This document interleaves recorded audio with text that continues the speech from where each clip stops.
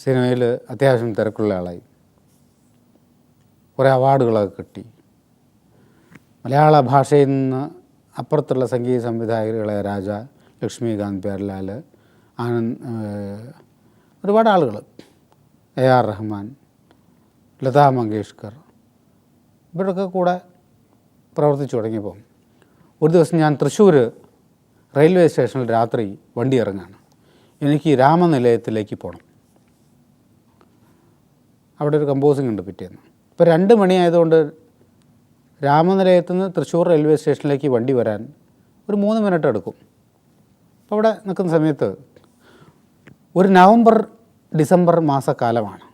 ശബരിമല സന്യാസിമാരുടെ തിരക്കുള്ള സമയമാണ്. തീർത്ഥാടകരുടെ തമിഴരും തെലുങ്കരും കന്നഡക്കാരും മലയാളികളും എല്ലാം കൂടി ഒരു ബഹളമാണ് അവിടെ. ആ കൂട്ടത്തിൽ നിന്ന് ഗിരീഷ് എന്നൊരാൾ എന്നെ പേരെടുത്ത് വിളിക്കുന്നു.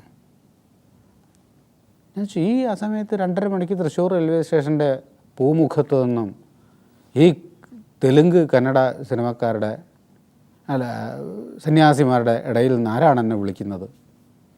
ഞാൻ നോക്കുമ്പോൾ താടിയൊക്കെ നീട്ടി, കറുത്ത വസ്ത്രം ധരിച്ച്, ജടയൊക്കെ പിടിച്ചിട്ട്, ഒരു തോൾസഞ്ചിയും ഇരുമുടി കെട്ടുമൊക്കെ ആയിട്ട് ഒരാൾ എൻ്റെ അടുത്തേക്ക് നടന്നു വന്നു.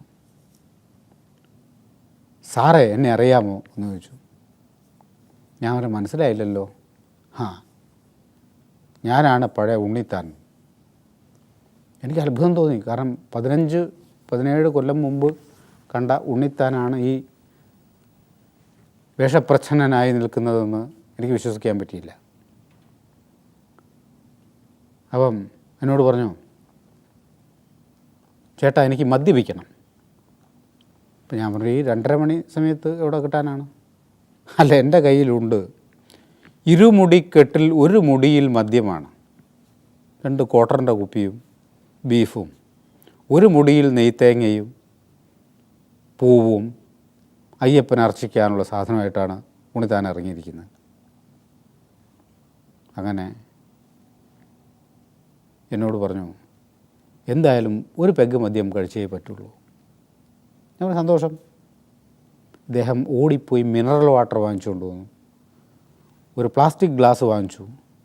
അതിലൊഴിച്ച് ഇരുട്ടിലേക്ക് മാറ്റി നിർത്തി എന്നോട് പറഞ്ഞു, ഗിരീഷ്, ഇതൊരു ദേശീയ അവാർഡ് സ്വീകരിക്കും പോലെ താങ്കൾ സ്വീകരിക്കണം. ഞാനത് ഭവ്യതയോടെ തന്നെ വാങ്ങുകയും കഴിക്കാൻ ചുണ്ടോടടുപ്പിക്കുമ്പോഴാണ് 3-ാം കിട റമ്മാണത്. നമുക്ക് അങ്ങോട്ട് കഴിക്കാൻ പറ്റില്ല. അപ്പോൾ ഞാൻ പറഞ്ഞു, ഉണ്ണിത്താനെ, നമുക്ക് തൊട്ടുകൂട്ടാൻ വല്ലതും ഉണ്ടായിരുന്നെങ്കിൽ. അതിനെന്താ സാറേ, അരവണ ഇരിക്കുകയല്ലേ? അരവണ സഞ്ചിയിൽ നിന്ന് എടുത്ത് തരികയാണ് മദ്യത്തിൻ്റെ കൂടെ കഴിക്കാൻ.